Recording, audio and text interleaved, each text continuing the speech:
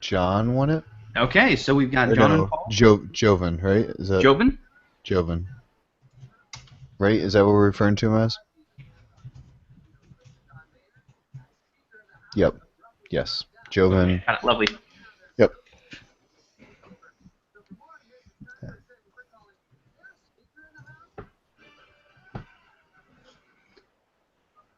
Hello and welcome everybody to another exciting episode of In the Field on the Reserve Pool Network. Today we have Paul once again on our team facing off against Joven, each of them providing very unique teams. And joining me today, we have my wonderful little co-host Isaac. How are we doing? I'm good, sir. It's been a long time. A very, very long time indeed. From our left-hand side, Paul is going to be bringing his judge team. Lots of big hammer characters, lots of justice going around for everybody. And today he's going to be facing off against Joven's electric bug spray team.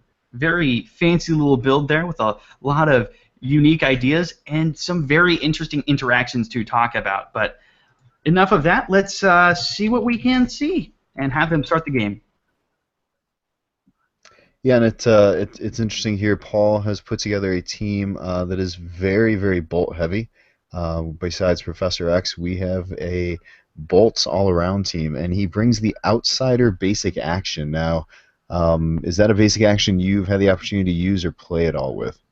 I have done neither, but it is absolutely fantastic if you can get good control of your bag, and Professor X lets you do that. So it's very important that he has those two characters on the same team. Yeah, absolutely. And it'll be interesting to see how he utilizes that outsider. I know that's a strong villain die, strong ability to use. I have not used that, but I'm interested to see how and when he makes it work on this team. I just want to make it clear from the very get-go that we're never actually going to be seeing him purchasing the Outsider since he brought no villains. Instead, he's bringing it solely for the global, being able to use the heavy bolts he's built with Iron Man to turn a character of his own into a villain, and then use the Outsider for some solid pump. It's a 2-energy combo, but it's just something that can fill out a basic action slot and maybe work as a little bit of extra removal when he decides to start fighting. We see the early big entrance coming out on Joven's side, which could mean that we're seeing early kobolds. But I think the really important thing to look at the very start of the game here is how heavy both teams are on the board clear. That looks to be the main strategy for each of them in this matchup.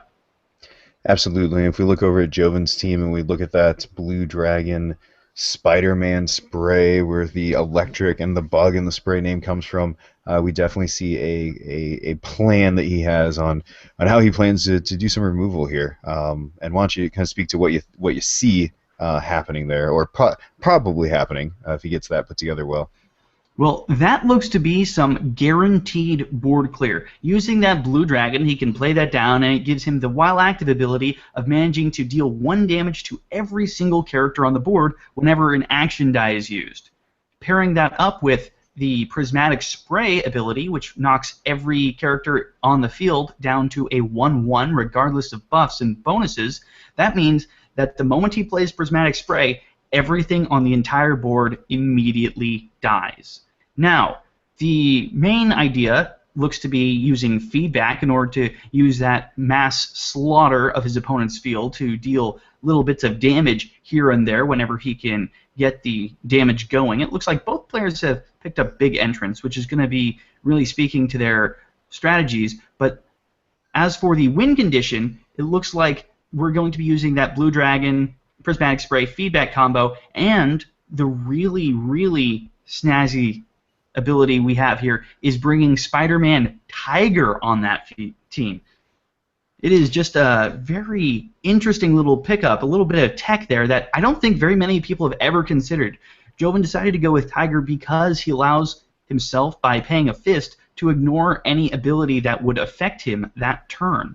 And so if he can use that to cancel the Prismatic Spray effect, he's going to be able to survive the Blue Dragon ping and be able to then swing in for his full amount of damage.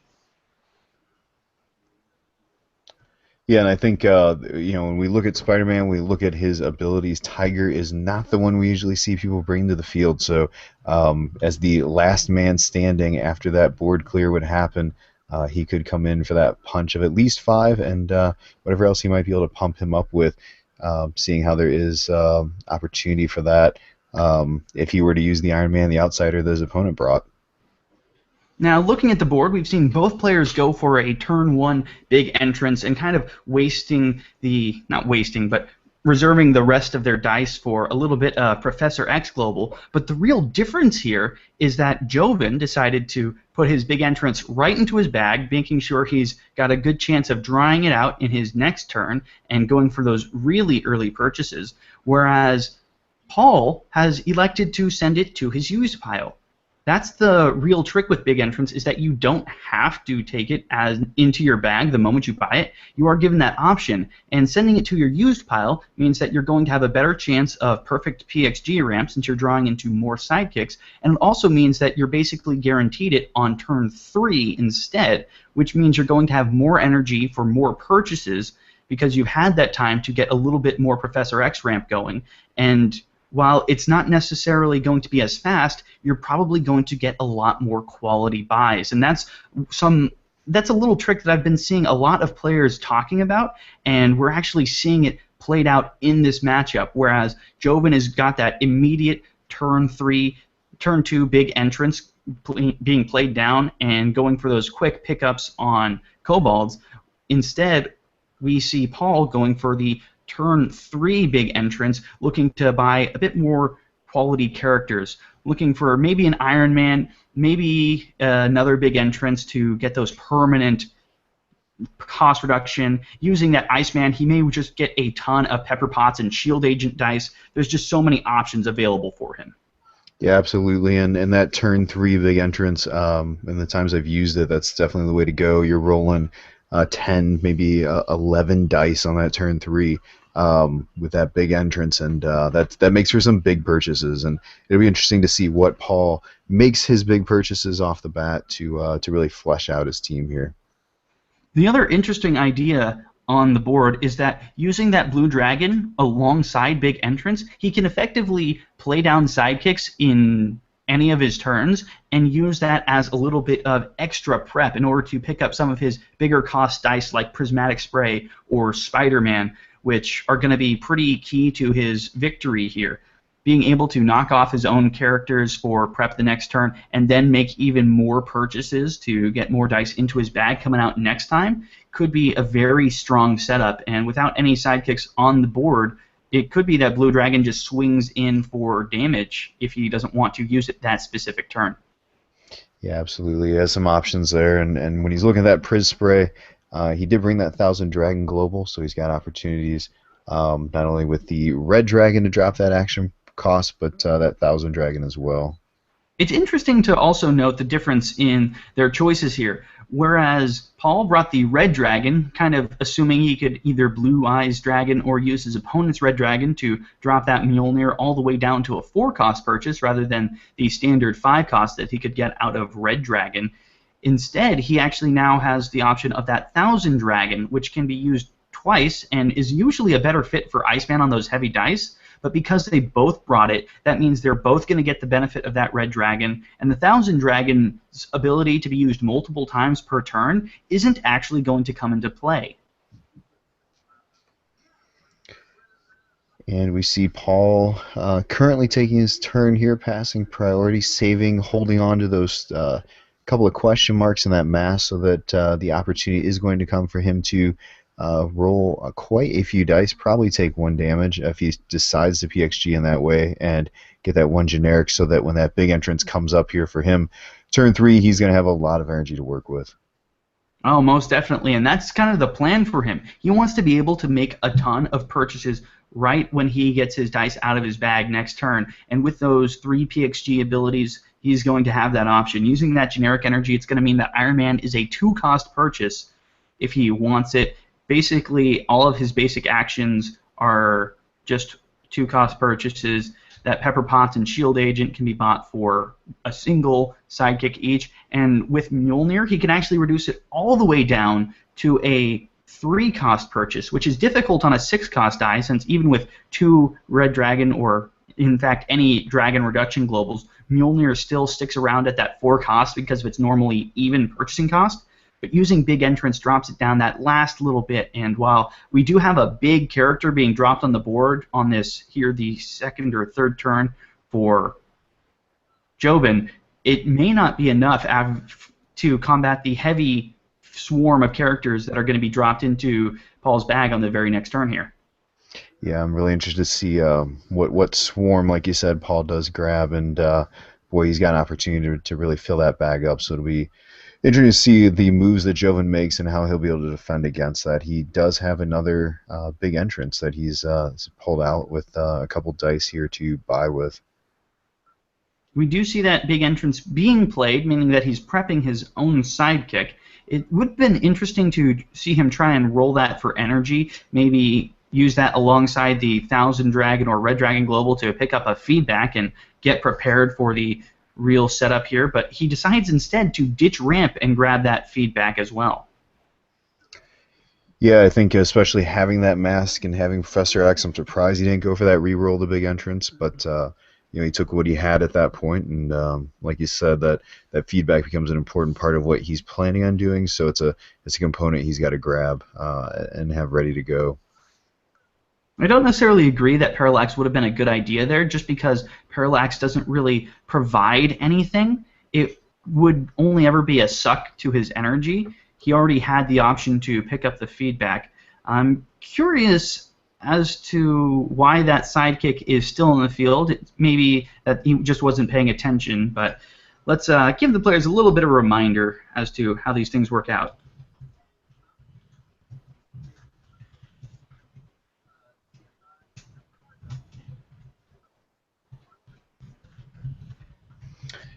And we see Paul using his Professor X to prep himself a handful of dice. Looks like he decided to just do it twice so that he won't be taking any type of energy burn.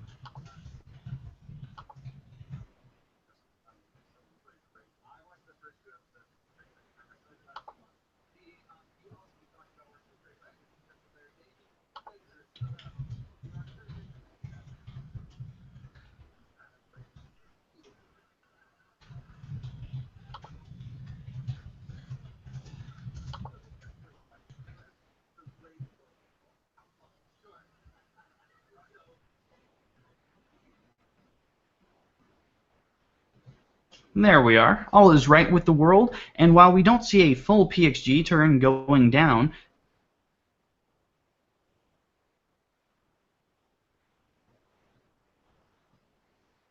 he does save that mask in reserve. It's not going to be able to... He does save that wild in reserve in order to abuse the Mira Global brought by his Joven opponent in order to mitigate some of the damage that Dragon is bringing in. What was going to be 6 damage straight to the face is now going to be a maximum of 2 damage, and that really is going to hurt since Joven paid the extra energy in order to get him on his level 3 face, and now that single choice... That single... Are we good? Is Isaac back? Okay. And now that single roll is going to actually mean that he deals even less damage. The only compensation he's going to get is that his opponent won't get the perfect PXG ramp, having 5 dice going into his bag and only 4 coming back out. So on his next turn, he will have 1 left hanging around. However, with Big Entrance, that's not a really terrible thing to have happen, since he still wants to have energy available for his characters to use globals and different abilities. Having those sidekicks coming in means he's almost guaranteed to get a little bit wider of a variety of energy, which is going to be useful if he ever wants to use PXG. Using that mirror global, the blue dragon is sent to the use pile, having only done 2 damage. The sidekick is prepped for next turn, which means ramp is not entirely lost, but it's still going to be difficult for Joven to get back into it after abandoning PXG so hard. And as I was mentioning in our last game that we cast, I really dislike PXG for how much focus it puts on using your masks effectively every single turn. If you don't roll the right amount, or you're stuck in a bad situation like that and you make the wrong move, you can really set yourself behind your opponent, because now not only are you drawing more useless dice, but you're also failing to ramp nearly as hard as your opponent, and that's going to set you back just so hard. Pepper Potts is coming in alongside a variety of sidekicks, but we miss the big entrance. See, this is where the decision making and the risk taking come into effect, because while he did use that wild to mitigate 4 points of damage, keeping him at 16 rather than 12, that meant he wasn't guaranteed a chance at big entrance this next turn. And since he failed to draw it, now this whole turn, while not wasted, is not half as effective as it could have been, since he still has to draw big entrance next turn. And he's only able to pick up a maximum of 3 newly purchased character dice next turn, and he's not buying anything at a discount anymore, which is really, really punishing for him. Yeah, I think that that big entrance die, boy, he's really wishing he saw that right now. I think he's going to save as much as he can to ramp, and basically call this a turn that he's going to have to try again next turn. And while it's going to hurt to face that loss, there are more big entrances available if he wants to make that a purchase. It would be silly to have 2 in the same turn, but having more available for the coming turns could be useful if he can't get that lethal damage coming in. And even with this much energy being available to him and only 1 character, that still means he's able to buy characters.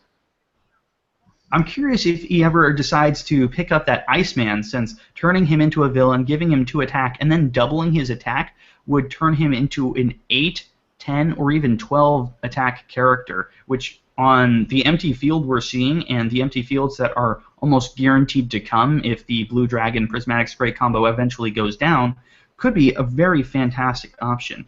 Absolutely, I would wonder if this is the turn he does it. It looks like he decided to use the Blue Eyes White Dragon global there to send Pepper Potts down to the prep area and purchase something at a discount here.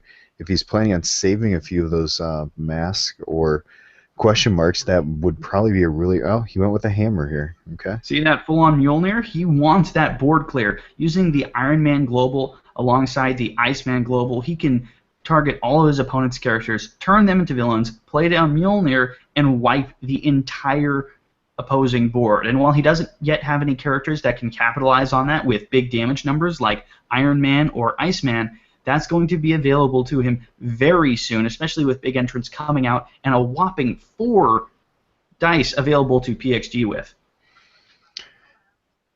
Yeah, absolutely. He'll take a little bit of burn if he decides to PXG for all of that, but again, for the opportunity for him to roll all of that and like you said, that big entrance for sure coming out, there is some potential for that Iceman purchase, that Iron Man purchase, or something that gets that hammer to its full use here. Paying that extra bit of life for that extra energy is probably going to be a really great idea, since it allows him to pick up that Iceman for a single Blue Eyes and a single energy, a single die of energy, and the Iron Man can be picked up for cheaper. He has a bunch of places he could spend that generic energy that would really help him get even bigger characters, which, now that he has Mjolnir, is exactly what he wants to be doing. Another little bit of extra just in case he wants to mirror a global again. If, say, his opponent managed to draw into that or anything scary, but with only 4 dice in his bag, that isn't really going to happen.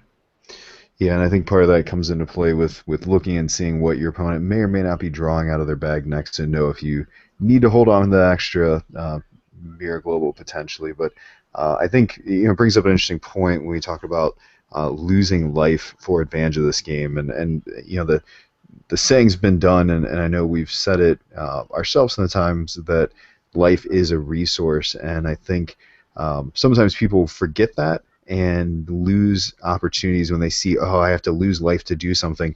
But those opportunities that it can be gained from losing a life here or there, you have to take them when they're there, and you have to realize that that resource, if it gives you enough to make the game state a positive swing for you, is worth that 1 or 2 life, whether it's that extra energy, whether it's Silver Surfer Global or some different opportunities to do that kind of stuff.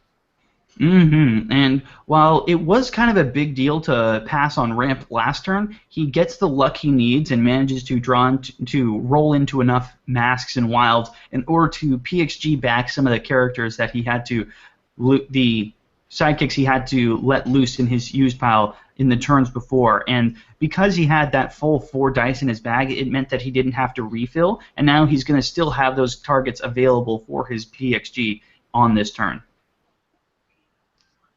Yeah, it looks like he will be rolling all of the dice, so he'll have a total of 11 dice he'll be rolling here in just a moment. And with one of them being that big energy, or I'm sorry, big entrance die, he definitely wants that to come up as the burst phase. Or I not don't burst, think as the First not Phase burst. has I'm any. sorry, not burst. I'm sorry. No, he wants that to come up as the action die phase. My fault. We do see Mjolnir being drawn, and while that's not necessarily going to clear away any field here, it still is a nice option for giving you double bolt energy if you can roll it properly, and there we go. Alongside all those sidekicks, that could mean a lot of Blue Eyes Globals in order to get really cheap purchases off on Iron Man or Iceman, depending upon who he wants to bring out. Considering that he's already bought Pepper Pots, it might be preferable to pick up Iron Man, since Iron Man can swing in for the damage while sneaking under the Mira Global, and also has that functionality in combination with Pepper Potts in order to remove any kobolds that might hit the field, or at least start controlling his opponent's field a little bit. Yeah, absolutely. He's gonna save those bolts. He's gonna save that question mark, and looks like he may re-roll some of this other stuff. I thought maybe he would save a sidekick or two to get those cheaper blue eye purchases, but we'll see how many he holds on to here. While it's not necessarily effective against every character in the game, I just brought up that Pepper Potts is able to take kobolds off the field, and I think that that's one of the very under-examined combos available to players, is using Pepper Potts and Iron Man to guarantee kobolds being removed from the field. With the Mjolnir global allowing him to do slight little bits of ping damage here and there, he can easily take kobolds off the field from their level 1 face, and using the Iron Man Pepper Potts combo, that is fantastic ability to take the kobolds off from their level 2 or 3 faces, since that 1 damage applied from Pepper Potts having the Iron Man available to her means that the kobold dies on any of the faces it's spun down to, no matter what, unless you're seeing some sort of buffing going on, such as Venom, Angelo, Fortunato. Yeah, absolutely. And here we see the sidekicks that Paul fielded, and he's going through blue-eyesing some sidekicks, and he's going to start making those big entrance purchases that are just going to drop right directly into that empty bag of his. This is where we start seeing the beat sticks coming in. Mira can only do so much in the face of these characters that are going to be swarming the field. We see that Iron Man being picked up for that perfect PXG.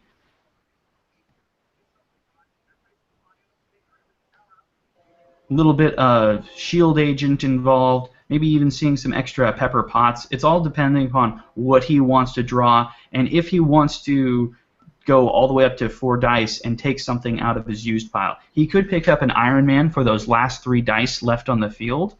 The question is, does he want to make that purchase? Even though he could PXG perfectly out of his used pile, that may not be something he's looking to do at this point. Yeah, I think kind of looking at what he's got, that Iron Man definitely makes for a good purchase. Filling that bag to the 4 and getting those 4 characters out, but it'll be interesting to see.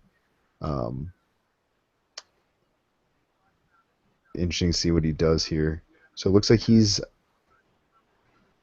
buying a feedback die from across the other side of the board here. Stealing that away from his opponent, and given the fact he's built on board clear with his own Mjolnir, having that ability to play that down and deal damage to your opponent for the characters you're clearing away, while also making a hole for you to swing in with your new Iron Man and Shield Agent dice is actually a very powerful setup that he can take good advantage of in the right circumstances.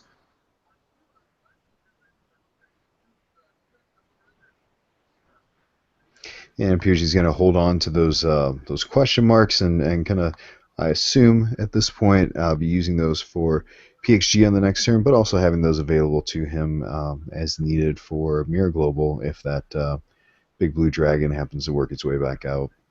No, it looks like he's actually going to be making a sidekick a villain and using his outsider in order to get that little bit of pump, just like I was talking about earlier in the game, turning those sidekicks into 4 damage, taking his opponent down beneath his own health. So he's deciding to cash in on those guys, maybe abandon a little bit of ramp for himself, but knowing that he has 4 dice in his bag means that he is more than okay with that because he's going to have characters available for next turn.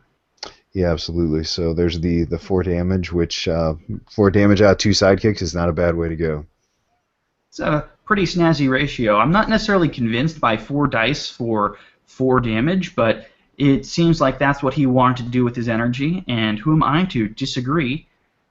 We are going to be seeing a lot of characters being drawn next turn, but it's probable that the shield agents are going to be used for energy, so he's still going to be able to pay his fielding costs. And if his opponent decides to play on any characters such as sidekicks, that feedback could really hurt. Yeah, absolutely. And so we move on to the electric bug spray team here, and he refills his bag and pulls out quite a few action dice here. Pretty much one of everything that he brought to the table, so really fun little roll there. He's got that feedback, but without any characters on the board, it's utterly useless. Same with Prismatic Spray and Big Entrance. The only die that could have been useful in this situation just isn't going to come up on that face that first roll.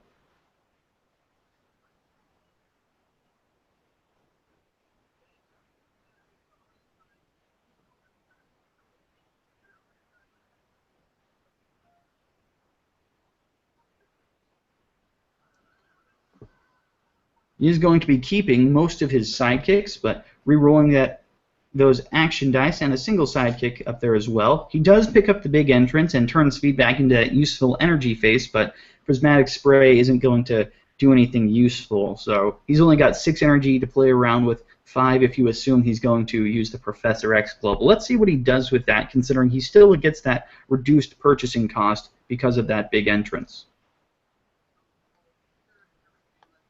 So at this point, he is probably going to make. Oh, okay. So I was going to say probably make the purchase of that Spider-Man Tiger. He buys that for the reduced price of the 3 costs. Using that generic energy, always a good move. And now he still has that 2 left over. He could knock out his own sidekick to purchase another Spider-Man for that same little bit of energy, but it looks like that's what he's going to be doing, still saving that mask for PXG and getting that option to place 2 Spider-Man dice directly into his bag. Pretty fantastic, if I do say so myself. Yeah, that's definitely a solid move for him. It hurts him a little bit from the ramps. No, it does not hurt him for the ramp. He still has the mass left that he'll be able to PXG once on his opponent's turn. But yeah, having 2 of those 6 dice in his bag being Spider-Man is a great chance to be pulling at least one of those out next turn. He's got those really beatstick characters available for next time. I'm wondering how Spider-Man Tiger's ability would interact with Mira, but I would argue that since Mira does not target the character isn't being affected, and so only the damage would be cut, and Spider-Man's ability could not be... Spider-Man's combat damage could be reduced by the Mira Global. Correct. Yeah, Mira is not affecting characters, but kind of looking at the damage that you're taking from them. So that Mira Global, he'd still, if he gets Spider-Man Tiger out on that level 3, 5/5 face, then he does have the option. Paul does have the option to reduce that to a 2 if possible. And here is where we start seeing the really big, heavy character draws. Both players have been using Big Entrance to fill their bag with the real beat sticks that they're looking for, and now it's going to be time to see what they can manage to pull out. The feedback isn't useful for either of them because neither of them have been fielding very heavily, and while each of them has access to Professor X from their own team, that Mirror Global is always a little bit of a threat to shut down the damage the beat sticks can be bringing across, such as the level 3 Spider-Man or the level 3 Iron Man.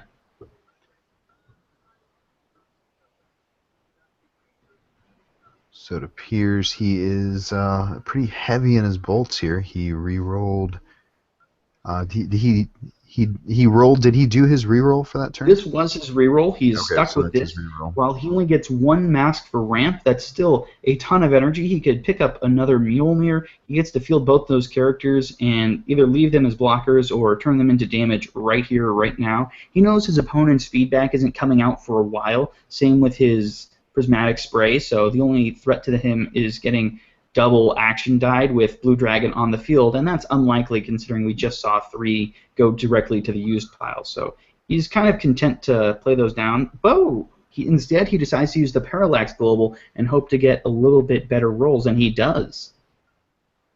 So here the Parallax Global pays off for him. He gets that Iron Man fielding at his level 2 face, I believe. That's the 4/4. Still gets 3 energy left over after that. Could turn into a red dragon plus a big entrance or another feedback. He couldn't quite pay for a Mjolnir just because of how heavily that would cost him. If he had managed to roll a big entrance here, he would, but that was not the case, and so he's kind of stuck in making other purchases this turn.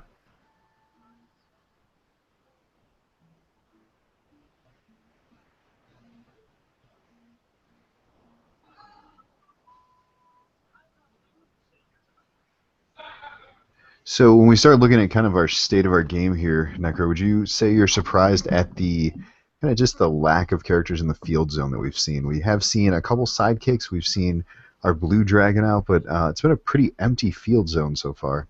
You know, you mentioned that, but I'm actually not surprised in the least. I think we're playing with players here that both recognize what the other is doing. Paul's got his Mjolnir. Joven has that Blue Dragon Prismatic Spray combo. Both of them are deathly afraid of playing characters out into the field and getting them just wiped away by a single combo of dice there. So instead of leaving characters on the field, they're immediately thrusting them into their opponent's face, dealing the damage they need to, and then using PXG to make sure they start cycling back at a really nice clip.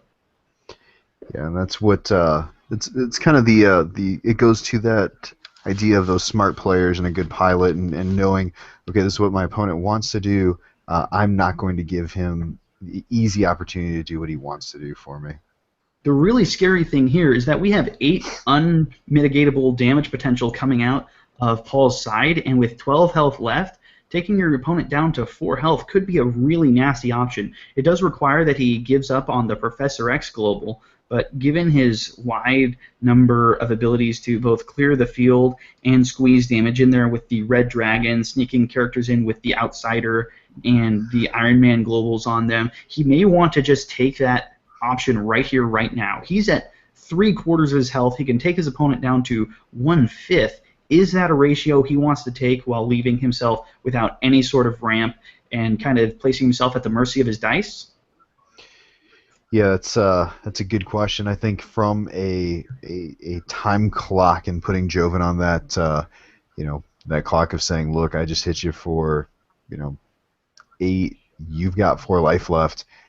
You better be moving quickly. That's a move that I'm going to take. If I'm sitting here as Paul, that's a move I want to take. It leaves me open in the field, but I also don't want to leave him characters that he's going to mess around with potentially on his next turn.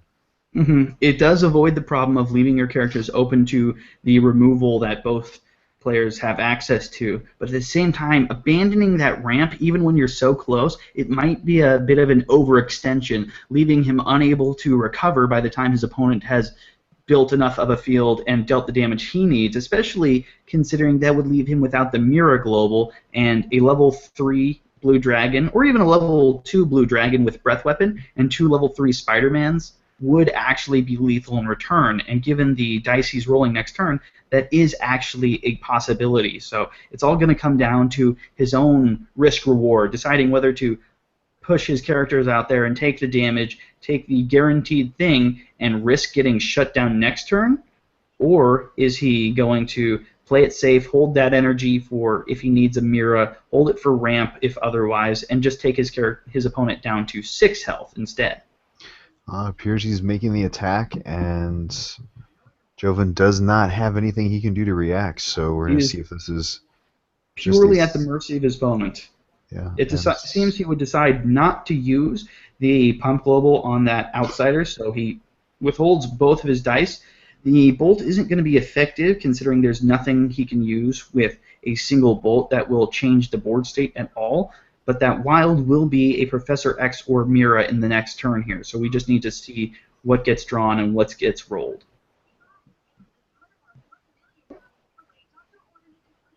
Oh, Joven gets all the wilds he needs, but no characters, and with his opponent having the ability to swing in for 6 damage or even 5 damage in a Red Dragon Global fairly easily, he needs to put something on the board at the very least. With only 6 life, Mira just does not save you if your opponent gets even 2 threats down. Yeah, it looks like he's going to hold on to that blue dragon, hold on to those question marks, and see if that Spider-Man can come up for him. No, that was his reroll. He has to keep those fists there. He gets nothing more. The dragon is all he is allowed to play with. He tries to parallax Spider-Man a little bit, see if he can get the character face, and there we go. That was a much, much better roll for him. Absolutely. There, the parallax investment was worth it for him. Pulling up that level 3 Spider-Man and that level 2 blue dragon. Gets to field them both and hold on to wilds, the most useful of energies, making sure that he has the option to either trigger Spider-Man's ability to be unaffected by his opponent's abilities, or the Blue Dragon Breath Weapon if he wants to turn that in for 5 damage right now. It seems that he's going to hold those in reserve for Professor X abilities coming forward, but he is passing priority, seeing if his opponent wants to ditch that wild for a little bit of PXG, probably to then swing in with his own Spider-Man for that guaranteed 5 damage.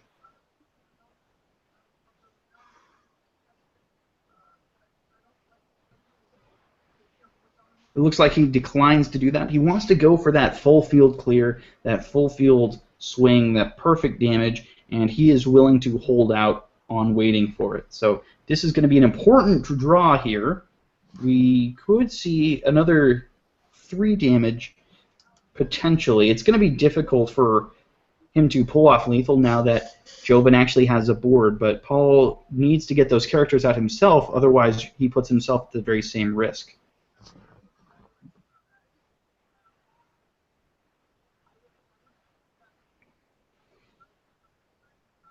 We are seeing him try and reroll for more characters. He keeps the wild since it's so useful, but we do need to see some dice being rolled to effective phases here. Otherwise, a little bit of removal could spell his doom.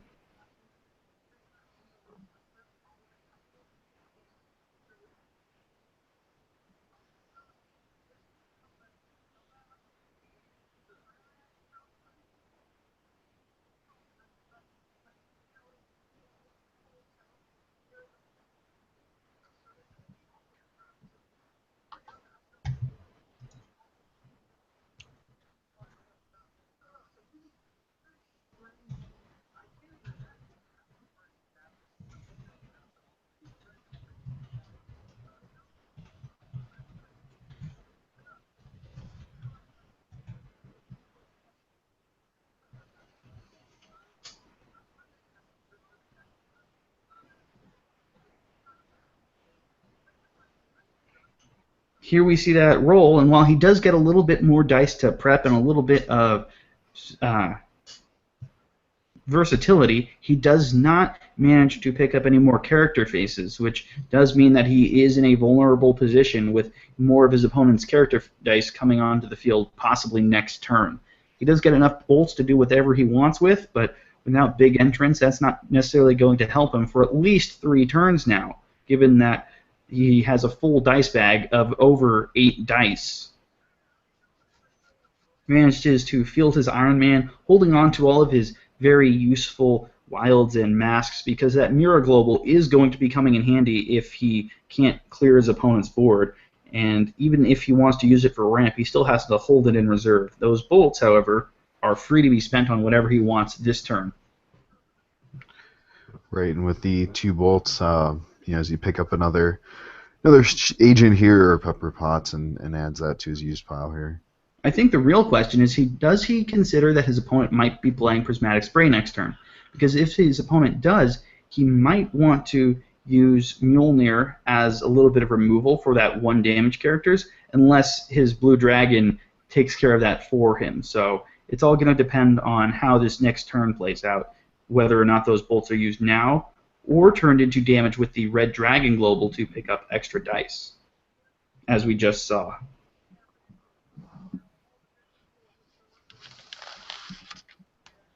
That's the really fun thing about Red Dragon, is it allows you to get damage through your opponent's wall no matter what. Yeah, he's when you're down to 6, that 1 Red Dragon Global ding from the play there it's definitely a big point of damage for him. Mm-hmm. Every point from here on in is going to be 20, 25, 33% of his health. It's only going to grow as a proportion, and so every little bit that gets chipped away is something that Joven is direly going to miss. Absolutely. And we see Joven going through, doing a little PXGing, and knowing that we've got at least 1 more Spider-Man coming out of that bag, and then, like you said, that Prismatic Spray is going to make its way into that bag and could be coming out next turn. I would be worried if I was in Paul's shoes, but at the same time, he's taken his opponent down to a quarter of his life while he's still at 3/4, so maybe that health buffer he's built up isn't going to be enough to allow him to take the game. I think it's really going to come down to who can clear the board first and who can deal enough damage through the Mira Global in order to attain victory. Absolutely.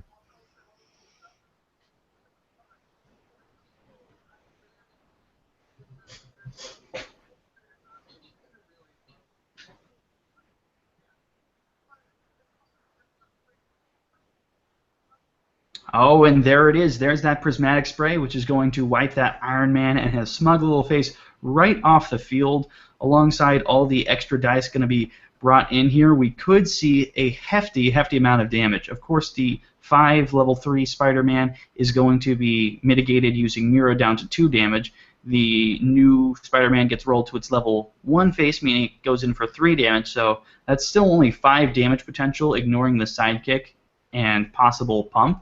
But we're going to have to see how he wants to play it from here.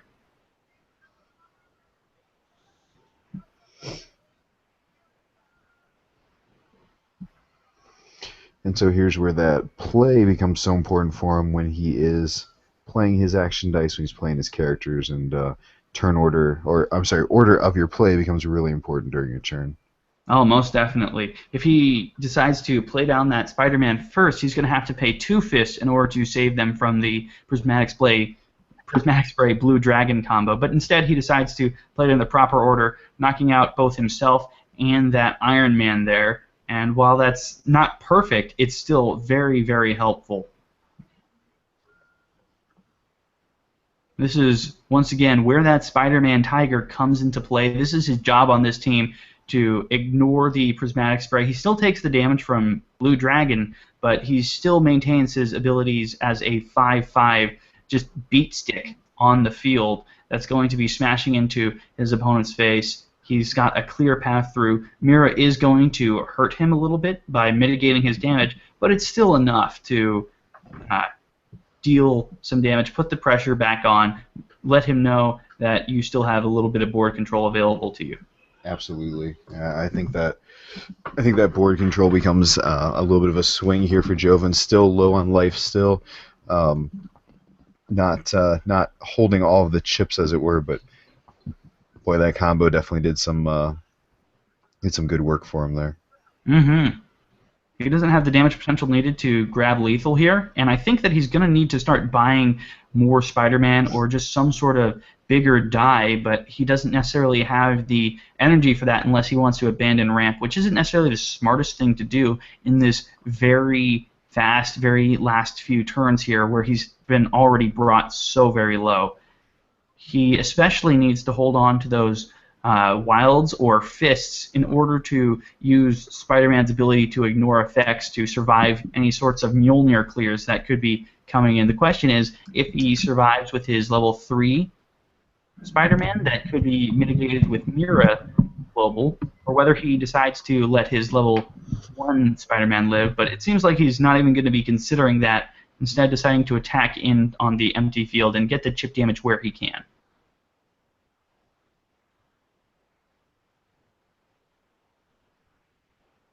Paul has no recourse there, so he simply eats the 3 damage, but he sends the character to used as well, which is the real shining light in that scenario. The problem that we're actually going to see is that while Joven does have the ability to ramp back up,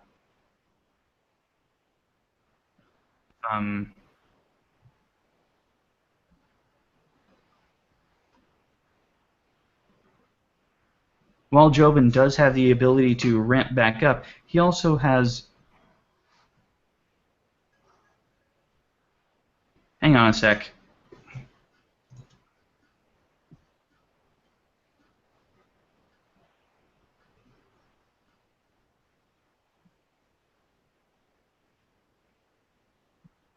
Attacking in with that Spider-Man, since there's no abilities on the field to prevent that Spider-Man from attacking in and dealing damage, he wants to be swinging in with it right now instead and kind of cashing in.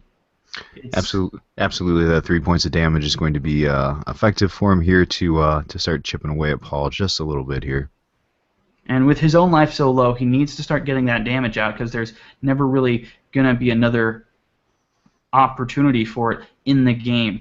With his health at 5, he's basically got the sword of Damocles hanging right over his head, so he's got to deal the damage now or forever hold his peace. And while his opponent is going to get a lot of ramp going here, it's still not going to guarantee that he's going to be able to swing in and deal the damage he needs to next turn.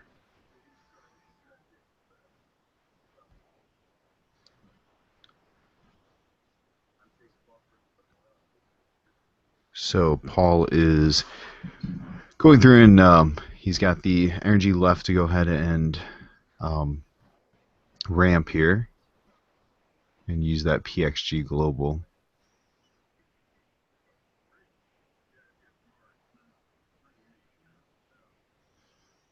And although he does have a very full dice bag, there are some characters, and including a Milner that I'm sure he's hoping will be making his way out in this next turn. Oh, most definitely. That would allow him to completely clear the field. We do see Paul deciding to get a little fancy with his own Spider-Man, turning it into a villain just to get the bolt into his used pile from his reserve pool, and mean that he can PXG that little bit harder next turn.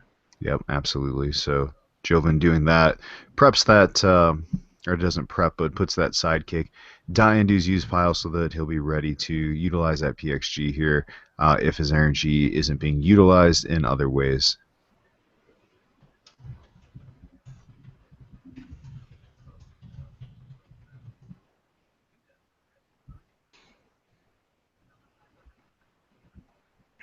And so now Paul has a few die in his prep, and it'll be interesting to see what comes out, because at 5 life and with 2 characters over there, if he can clear that board and get in underneath that mirror global, he could use what it takes here. Paul's now got that Mjolnir we were talking about. This could be a field clear. Actually, no, it couldn't quite, since Spider-Man has the ability to use that wild to turn himself away from becoming a villain, or more specifically to survive the Mjolnir ping. And with Iron Man being rolled to his highest face, that also really hurts because the mask is able to mirror that down to 2 damage and lower the overall damage potential of this turn. It would be really nice to see a shield agent being rolled here, since that could be very handy. Maybe roll the feedback into a into generic energy phase to pay for the Iron Man, or if he decides to keep it, allowing him to take out that sidekick for some direct damage there. He appears he's going to utilize that hammer this turn, and yeah, and he without ways to spin down his characters, that Iron Man, yeah, potentially could be mitigated down, and that would kill his ramp to be able to protect his Spider-Man, mirror that Iron Man, but it would keep him alive one more turn into the next move here. Well, we do have almost one guaranteed damage coming out of that feedback Mjolnir combo. That's almost certainly going to kill off the sidekick. And if he does Mira that Iron Man, that means he's going to put himself at 2 health, way too low considering Red Dragon is an option. And while his opponent still gets a reroll, maybe hoping for a mask or a wild of his own in order to ramp some more or get his own Mira action going, we are coming down to the very last little bit. Both players have been brought excruciatingly low, some more than others, but still both players are at risk, and with the Iron Man being re-rolled to that lower face, unless he gets blocked and shut down, there is going to be lethal this turn.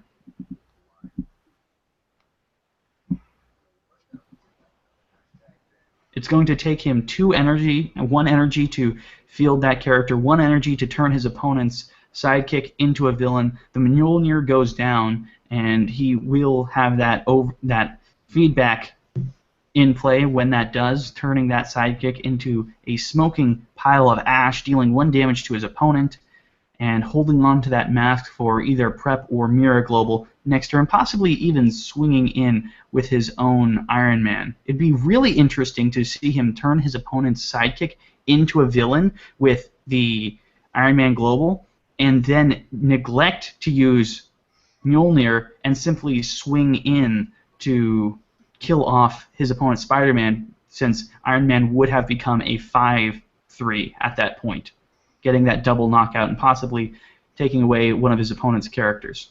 Yeah, absolutely.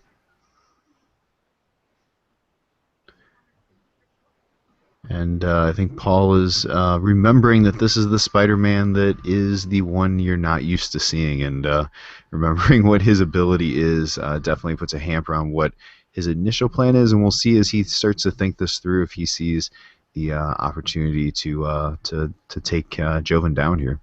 He's a very tricky character, and he allows really intricate plays like the electric bug spray combo that we've seen work, as well as he foils your opponent's plans, since he can kind of mess with his own villainhood. What would be really interesting to see here is actually playing both of those bolts to turn both of his opponent's characters into villains, using Mjolnir to force his opponent to use the wild to save his own Spider-Man, and then swinging in leaves that Spider-Man a villain, meaning that his opponent will lose it if he decides to block Iron Man, or lose the game if he decides not to. So he definitely has the option to get that full field swing here, that full field clear. He is guaranteed 2 damage if he decides to swing in with his sidekick as well. It all depends on how he wants to use his characters and his action dice. This feels like one of those puzzle games, trying to figure out exactly how you want to deal your damage to your opponent, how you want to play the game in order to maximize the damage. And it seems... Oh! Wrong move there. It seems that Joven decides to... Oh, he's redacting that. He decided to hold on to that wild in order to prevent the Mjolnir, since he knows his opponent has another bolt available to use that Villain Maker Global once again. And so Spider-Man is now a villain, buffing Iron Man up to a 5/3. Now the sidekick is a villain, making Iron Man a 6/3, and the Mjolnir goes down, turning that sidekick into that steaming pile of ash that feedbacks into his opponent's life, and Spider-Man does hang around on the field just a moment longer, being that brave tiger, chilling out in the Mjolnir storm and not dying. So Here we could see him attack with Iron Man and take down that Spider-Man, dealing 1 extra damage. If he decides to swing in with his sidekick as well, he could go for a whopping 3 damage this turn, taking his opponent down to 2. His passing priority, we could see that sidekick used to be prep, and there we go. That's a lot of dice coming in next turn for Joven, but we only see the Iron Man being sent out as an attacker on Paul's side. I would have thought he'd attack with both at that point. Considering that Blue Dragon is coming in and can breath weapon his sidekick off the field, I do agree that it would have been better to attack with it, but I think what he was considering was holding on to a blocker, knowing that his opponent also has a big beat stick turn coming in. So instead we just see those two trading out, dealing that last little bit of feedback damage and taking his opponent down to 3 life. The Sword of Damocles is hanging over Joven's head, and these next few turns are going to be about all that's left in the game. So let's see what we can roll up and see if we can achieve lethal, since there are no mirror globals available to either player at this moment.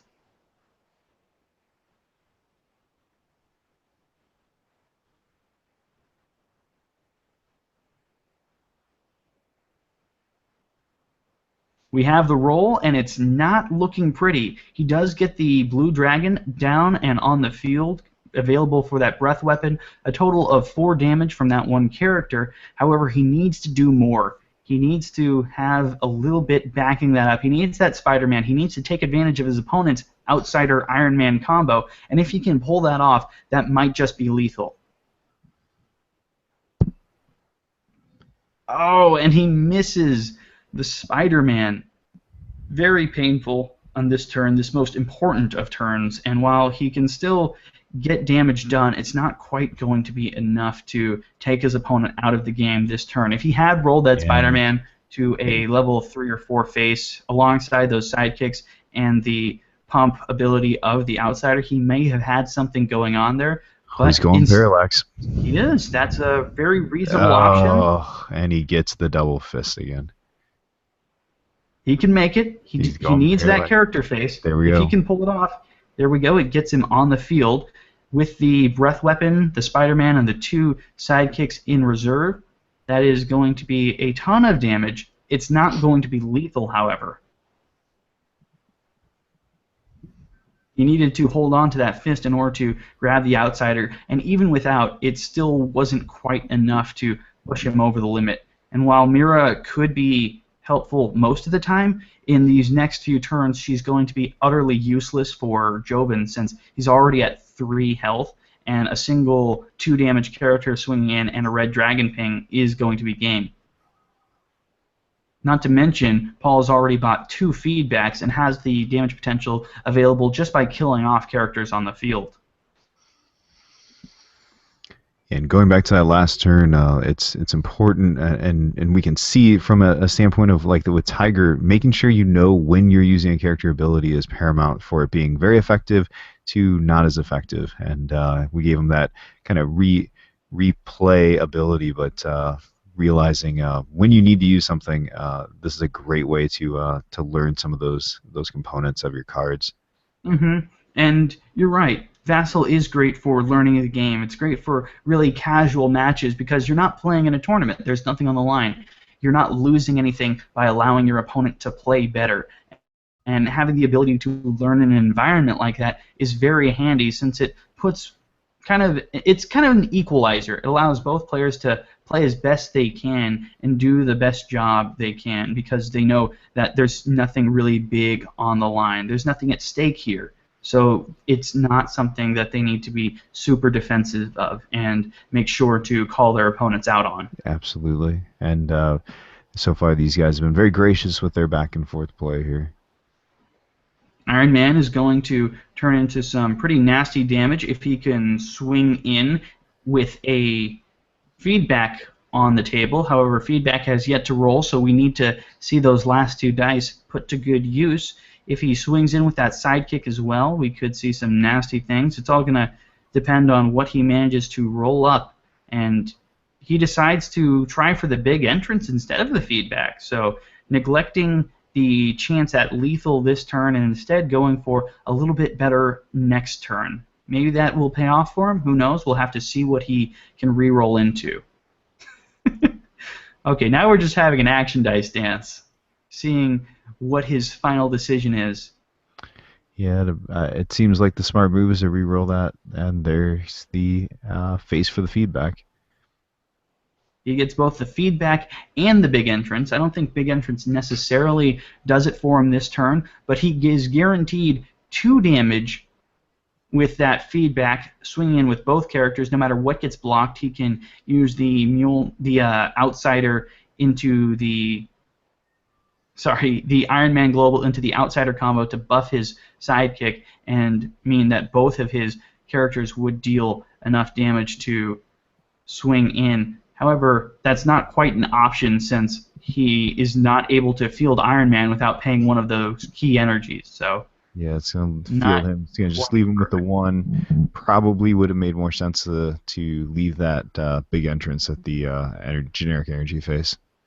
Almost definitely, but even so, he still is in a very decent position. This is going to get him more blockers on the field, and while his opponent is actually at a very pivotal moment in that they have sort of board control and have some field clear incoming, it's going to be very dependent on whether or not his opponent can kind of pull that off, get the right draws, and get the right rolls when he draws.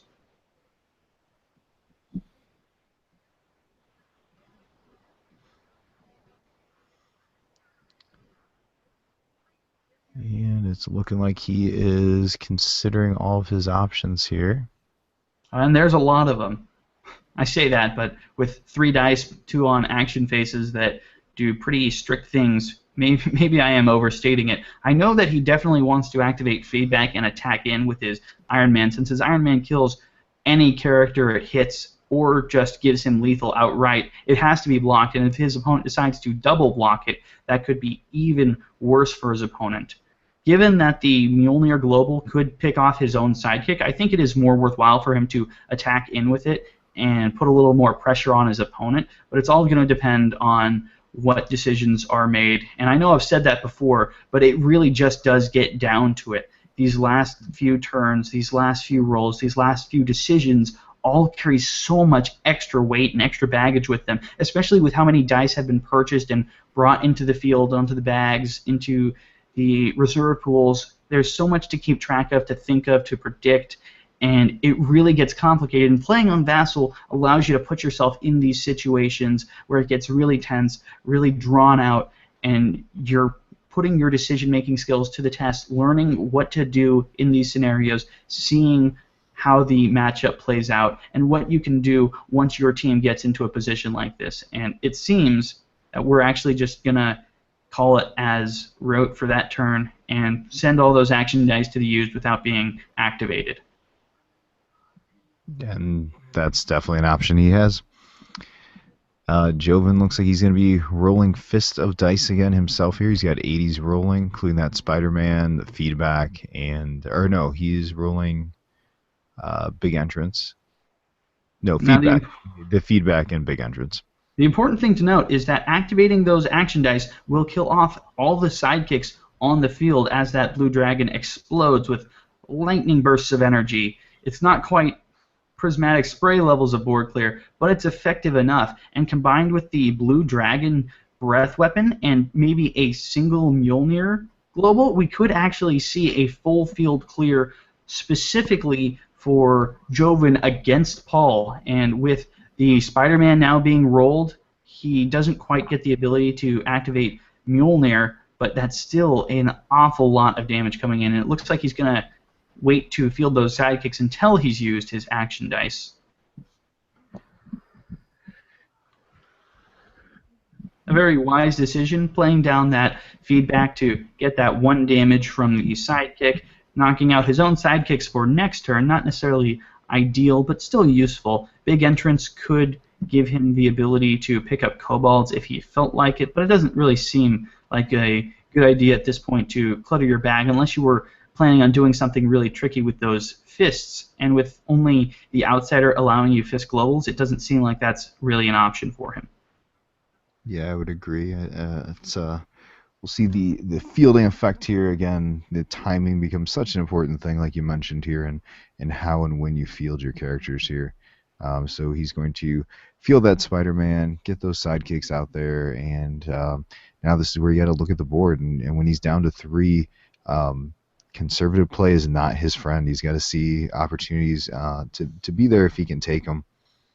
I'm going to correct myself. Tossing an extra kobold into your bag might actually be a pretty fantastic idea, considering you're going to need fists in order to activate your Spider-Man's abilities next turn. Since you know you've got that prismatic spray in your bag of 2 dice, you know you're picking it up next turn, and it might be very important to him to keep his Spider-Man dice on the field, especially since his opponent has already been brought so low. It would be nice to guarantee the ability to have that Iron Man get knocked out and kind of go for lethal, but that just wasn't presented as an option this turn, and so we kind of have to wait it out. He's considering how he could swing in, and he's just seeing that he does not quite have lethal. Yeah, he's so close. He's if he gets that Iron Man to Spider-Man block, he'd be swinging for 9, and boy, that'd be really close if he had just had that bolt and fist combo. That would have been enough to take him over the top.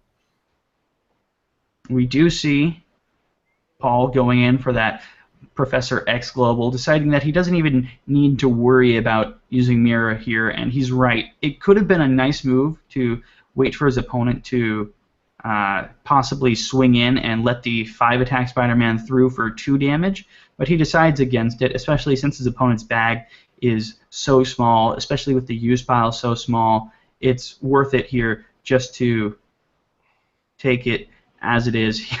It seems they took a while in applying the feedback damage, but he realizes it was perfect where it was, and so he leaves that there.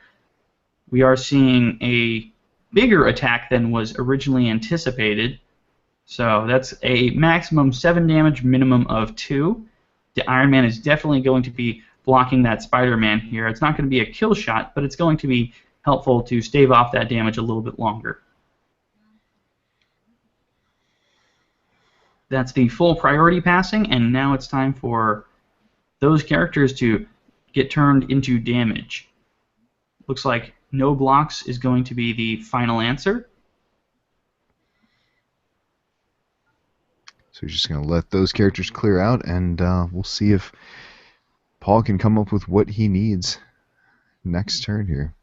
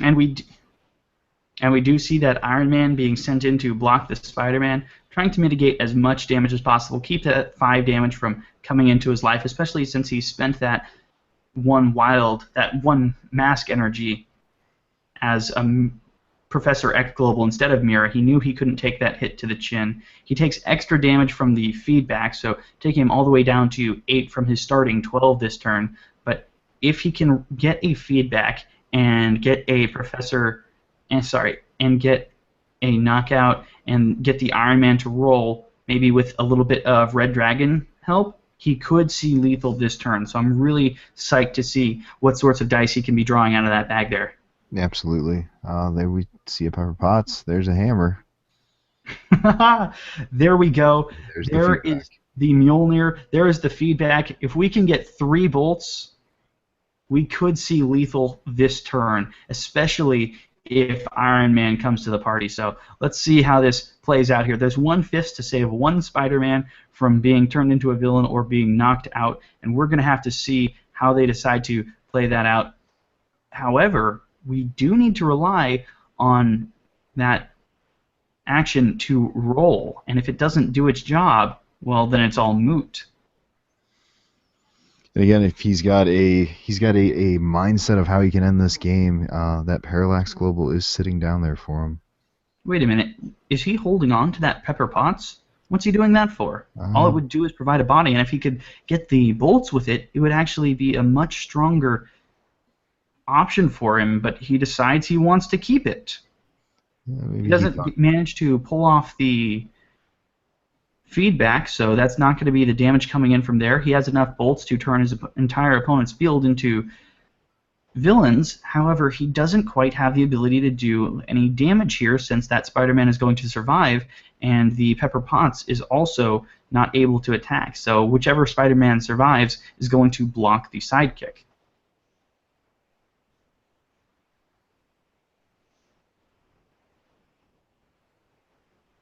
Okay, it looks like he's instead going to be using the Parallax Global to amend some of the mistakes in re-rolling he had earlier. So let's see what he can get out of this. Ouch. Exact same faces. Wasted energy. Let's see if we can go for a round two. Let's see if that's what he wants to be doing here. Yeah, it's that. It's playing that slot machine. You're taking your chance. He's got something he needs to have happen, and the question becomes how far down that energy ramp, how far into that energy waste is he willing to go? Looks like he's trying again. He's also putting that sidekick in there once Oh again, my gosh. rerolling everything else, still not managing to get the right faces on either of those dice. He really, really wants that feedback. He wants those extra bolts. He's putting it again. He gets the feedback. He doesn't get the Pepper Potts to turn into bolts. He still gets to play those down, but that's only going to be 2 damage with the feedback into Mjolnir combo. And while Pepper Potts is a very tanky blocker to get off the field, he's going to have to spend all of his dice to do it. So let's see how he plays this down here. He might even hold on to that wild instead of using it as a bolt in order to turn one of his opponents into a villain, to instead use the Mira Global next turn, which could save him since he does not have lethal here.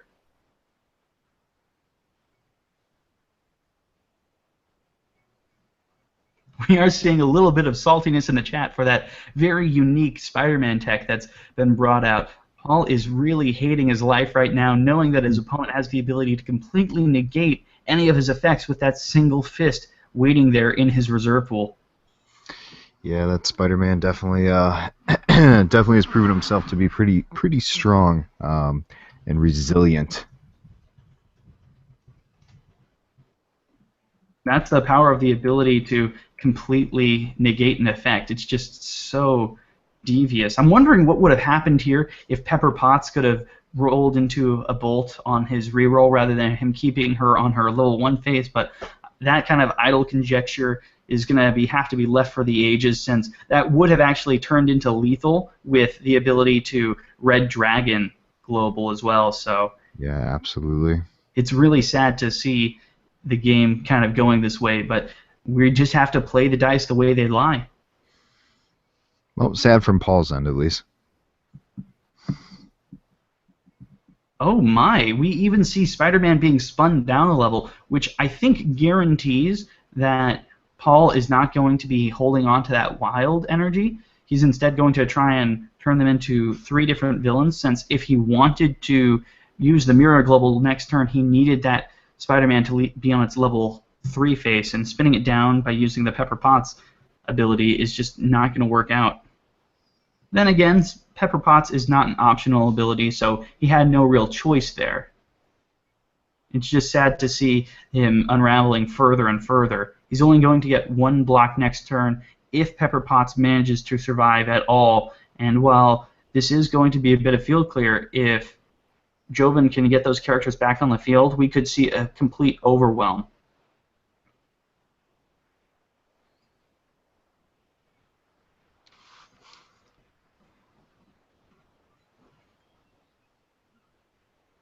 We've got them all turned into villains now.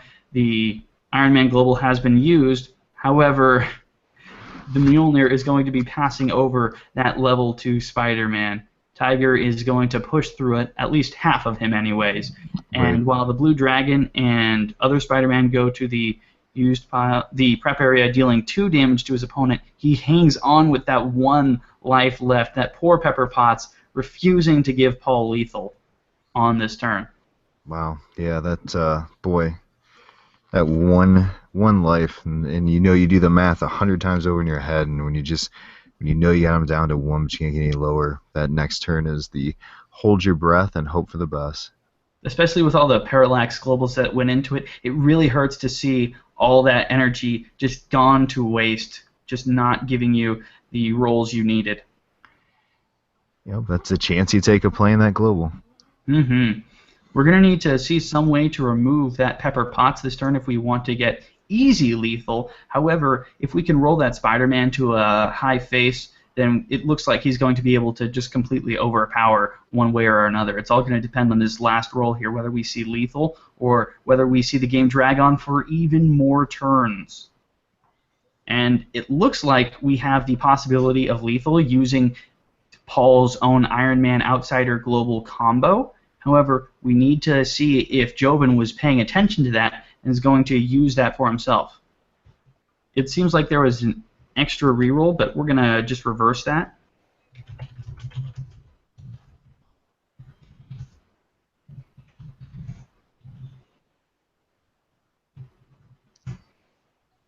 It seems that they use the Parallax Global to reroll again, hoping for that Spider-Man face, but no dice. And he really needs to see that he has lethal here, since he has that bolt needed for the Iron Man and the Outsider. He needs to just go with it. He has the 8 damage. It just depends on whether he sees that or not. He may have completely forgotten that Outsider Iron Man combo that his opponent used on him all that time ago with those 2 sidekicks. And if he has, he's just going to have to realize that he stalls here. Yeah, I'm kind of curious if he. Oh, okay. Well, he's attacking with everything. He's putting all of his characters onto the field. He's paying to get that little bit of pump, and that's going to be just about lethal. Let's see if they acknowledge that. And there we have it. That is good game. That's Yes, sir. Spider-Man Tiger really pushing in for that value throughout the whole game, ignoring those effects, refusing to go down to both players' board clear in just the most spectacular and fantastic way. Let's get our players in here and see what they thought about the match. Hello, folks.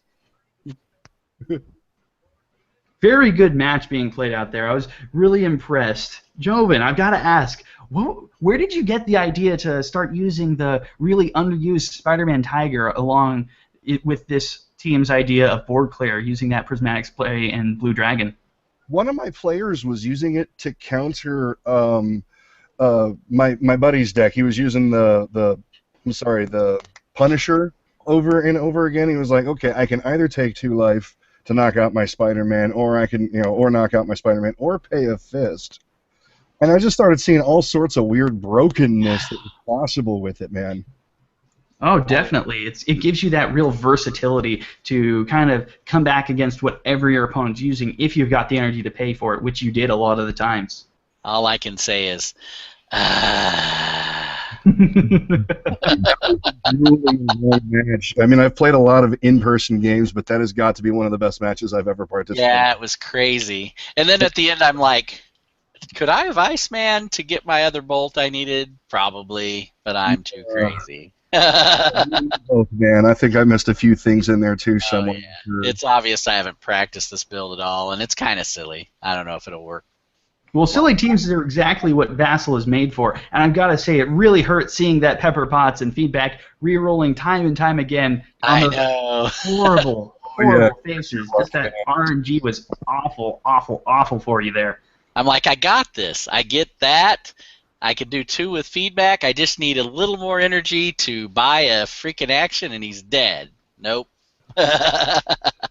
Actually, I've noticed that that's another one of my favorite side effects of parallax is, seeing how easy it is to use. Parallax is kind of like a drug, A lot of opponents will invest way too much time and energy into getting rerolls if they see it on my side of the field. And then they wind Yeah, up, oh man, now I can't field any of this stuff. yeah, Yeah, absolutely. Parallax is that slot machine card. I mean, you're taking a chance. You're possibly killing your ramp, and it needs to be an awareness of how much am I willing to spend, and am I going to get that? Am I going to get that game here? Otherwise, boy, you can really hurt yourself and shoot yourself in the foot there. The but biggest part is you have to have a plan for what happens when parallax does not come through for you. And it just seemed like there was nothing you could really do once those characters and those action dice just refused to roll the right face. yeah, yeah. I was kind of. I knew I needed to finish that round, or it was over anyhow. So I figured, well, I have a path. I just need to get there. But Luck could have pushed that in either direction, man. Look at the scores, man. 0 1 and 1. 0. Yeah. No, that was a great match. I'm sorry.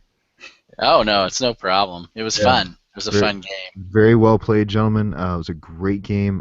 Looking at your teams, kind of Joven, starting with you. I noticed all the kobolds still sitting there. If you could, have that sideboard, you could sub something in here. What would you see? What do you feel like maybe? Oh, if I had this, My that might have first been. couple rolls were actually kind of abysmal for getting started. I would have grabbed a couple kobolds early on because they help provide some of the fist energy that lets me abuse the ever living snot out of Spider-Man. So and of course the fact that it's extra ramp, I'm drawing even more dice Sure. and cycling through that red dragon prismatic spray combo even faster. But really, the red dragon prismatic spray thing is kind of for show. I could tell Paul was like, "All right, I'm not letting that be a problem." He was getting really aggressive. He wouldn't let his field build up any defenders, and that's another thing that this deck is for too. It's really scary looking, and it makes you play differently. Yeah. Yeah, it is funny. I was trying to keep field cleared because of the spray combo thing, thinking, well, I don't want to have too much in field when he scores that, or they're just dying anyhow. So that did affect me. hmm Although Mira, I think, is going to come out because I have yet to use it in this build. Yeah, it actually cost you early in the game. Because I'm either going to win early, or I'm either going to win hard, or I'm going to lose hard, or I don't know. That game would have been different if it weren't for Mira's presence. Might have been a few turns shorter. I don't know. I never. Speaking just specifically about your electric bug spray team, where was it that you really got this idea and put this together? I know that you've got a channel that specifically featured this team. Was that something you built specifically for the channel? Kind of, sort of. Look, I've been involved in a lot of various CCGs ever since Magic first came out. I was actually 13 back then. I'm 36. It gives you an idea. Compared to you, because I'm probably kind of an old punk. I don't know. But no, I was involved in Magic, and I was one of those combo gamers. I was never really interested in just building big, efficient decks. I was always interested in messing with the machine and seeing how it worked. And the same thing happened when I got involved in Yu-Gi-Oh! And in Pokemon. And name the game, I've been across various games trying to look for interesting ways to leave my mark. And this is just, it was serendipity. I'm looking at Prismatic Spray and Blue Dragon because they happen to be side by side in my collection binder. And wait a minute, there's an ideal. Let's do that. And I got a friend of mine who was playing the D&D Dragon deck that similar to the one that placed in Worlds. And yeah, I held him off for the longest time with it, and I made a few modifications and actually beat him with it. And I was surprised, but since it's such a big flare, kind of, winning is one thing, but doing it with style is another. I'm sure there's a more efficient way to do this, but this one is cool. I don't know. Yeah, That is a mentality after my own heart. I love the gimmicks. I love kind of modifying these little character interactions into something broken, something overpowered, something that's going to make my opponent look at my board and think, oh God, where did I go wrong? And I think that the electric bug spray really pulls that off right, giving you that ability to wipe the entire field and just introduce that little element of chaos. But a little bit more about your channel would be lovely to hear about, because I know you do a lot of work on that as well. Oh yeah, mostly it's just a hobby. I know I don't have a lot of views or anything. It's not like I'm trying to get rich off of YouTube, but no, I just post the videos for the love of it because there's not a lot of people on in any social media right now that are actually doing much to promote this game, despite all of the work WizKids puts into it and pushes out. So, you see these videos of people talking shop about Magic the Gathering, but there is, to me, I think there is so much more detail, so much more level to the strategy in this game that needs to be discussed. So we need more people out there, swapping ideas, so you don't have just the same, no offense, but the same boring decks flying around worlds and stuff like that. I mean, Indy was telling me about how Salt Lake was 75% of the decks were all the same ring deck, almost identical. Oh, And Lord. Yeah. And it was because Indy played a few games with me when he visited and, saw, the deck, what's the word I'm looking for? Net deck isn't necessarily the be-all, end-all, especially of this game with so many decisions to make in the field. So he started getting creative with his own deck builds, and look what happened to him when he went to SJCC. He was just happened to be ready with an interesting series of ideas that swarmed the event, made him put him in first place, hands down. Well, that's why I really appreciated this deck you're running. It's not only that it's different, but it's using the same characters that a lot of people use, but in different ways. Or like the Prismatic Spray isn't the Prismatic Spray that everybody thinks you have to use, or the Spider-Man that everybody thinks you have to use. It's pretty cool.